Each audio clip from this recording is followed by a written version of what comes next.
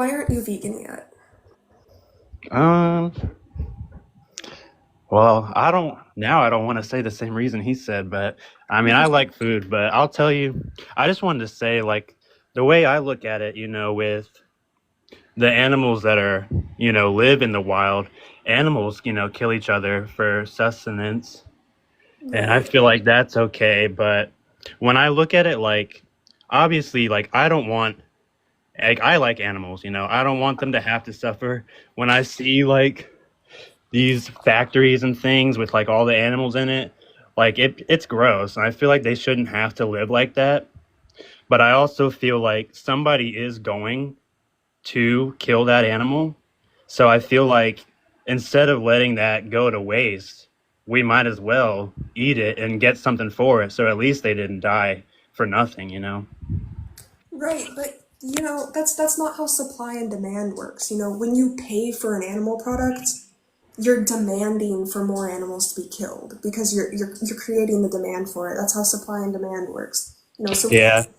And I participate. mean, I will say, like I said, like with the factories and stuff, like there's so much waste that comes out of that. Like it's not like, every animal that they killed is being fed. There's so many of them that are being wasted, and I don't like that. But Yeah, well, the also, I slaughterhouses will exist as long as we pay for them to exist. And, as people turn vegan, as more and more people go vegan, slaughterhouses will shut down. As more and more people stop paying for cow's milk, dairy farms will shut down, egg farms will shut down. Now, something else you mentioned was like the wild, and it's fine when animals do it in the wild. I just want to address this really quick. Um, I don't think it's moral for like lions to kill gazelles or whatever. I don't think that's moral, but they're not moral agents. You and I are moral agents. We have the ability to make decision agents. You and I are moral agents. We have the ability to make decisions based on whether they're right or wrong. These wild animals that kill, they also rape each other. They also kill their own babies sometimes and eat them. So we yeah. shouldn't be getting our morals from them, right? Well, I mean, I like I said, I don't. I'm not gonna not eat them if I like it when they are going to be killed. Like even if I become a vegan, it's gonna keep happening. So I'm not Right, gonna. and just because you're not assaulting women, that doesn't mean women aren't being assaulted, so why not assault women? Well, we both know that's not what I said. That's No, but not. I it's the don't. same, I know that you don't believe in assaulting women, but it's the same logic. I'm applying your logic to another situation. Just because it's still happening doesn't mean that you should be the reason that it's still happening. I'm aware that by me being vegan, the whole world's not gonna go vegan just because I'm vegan, right? Well, also, I mean, I don't look at it in that sense of, you know, I don't look at it, I don't want to, when I say this, obviously, I don't mean that there is no right or wrong in the world. But when I look at it in that sense, when the same way that, animals, I feel like plants have that same essence that all animals and living things have. And if we're going to Plants eat aren't plants, sentient. Plants are not sentient. There's no scientific research like showing that plants are sentient. Do you know what sentience is? yeah, I know. Yeah, so there's no evidence showing that plants are sentient. But even if we did find out that plants are sentient, this would still be in favor of veganism because the animals that we're forcing into existence are also eating plants. So a plant-based diet actually uses less plants than an animal-based diet. But nobody ever becomes a plant-based advocate or a plant's lives advocate until somebody brings up veganism. I think we all know that plants aren't sentient. Nobody's gonna flinch if I'm cutting up a carrot. People will flinch if like somebody kicks a dog or whatever. Hmm. I'm trying to think of how to put like what I'm thinking.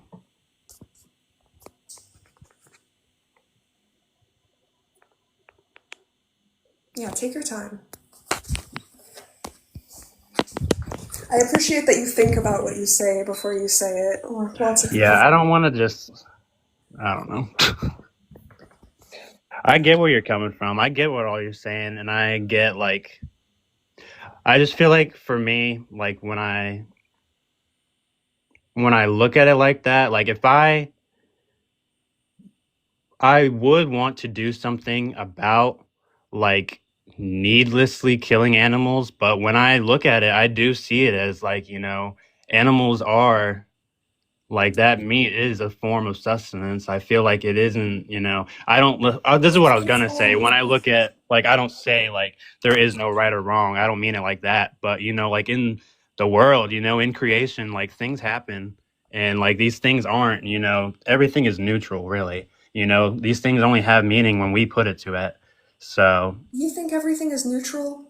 You think exploitation, rape, murder, you think they're neutral? that's why I wanted to preface it by saying that. That's not what I mean by that. I'm just Okay. saying things happen in the world. I'm not talking about hurting, when you go out of your way to hurt other people and things like that.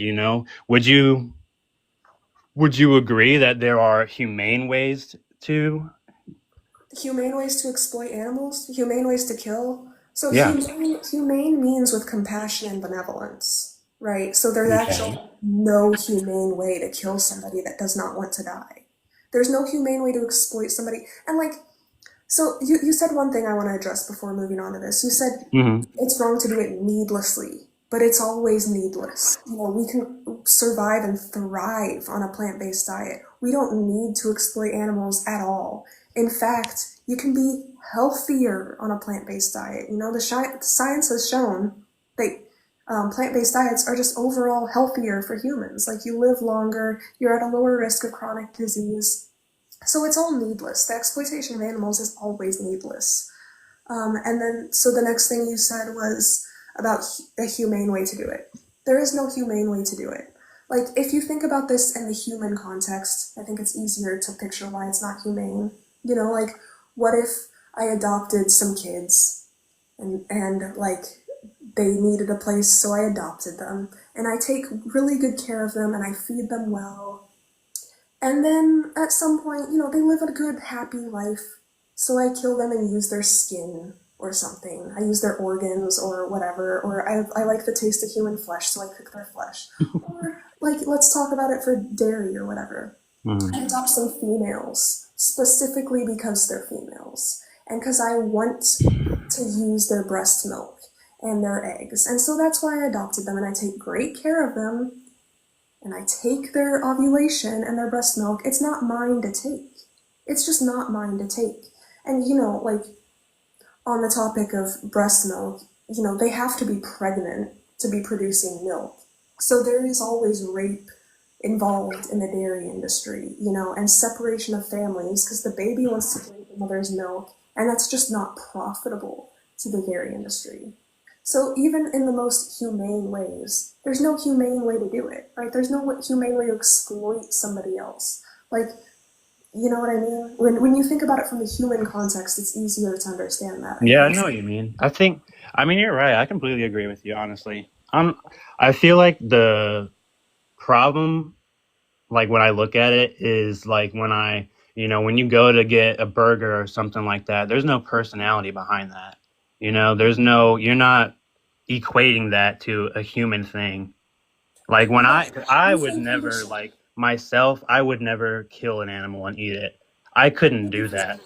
But I you're, believe but I you. know what you mean. Like when I do that, there's no like personalization behind it. You know what I mean? I'm not looking at this food like, oh, this came from somewhere. Yeah, I think definitely. that's That's like what we've been conditioned to believe.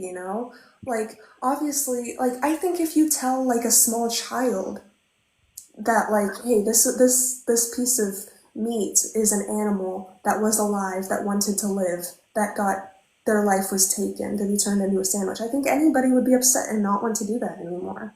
But we've been conditioned from a very young age to like compartmentalize and see like dog, friend, cow, right. milk, pig, food, chicken, eggs. But that's just Mm. not right.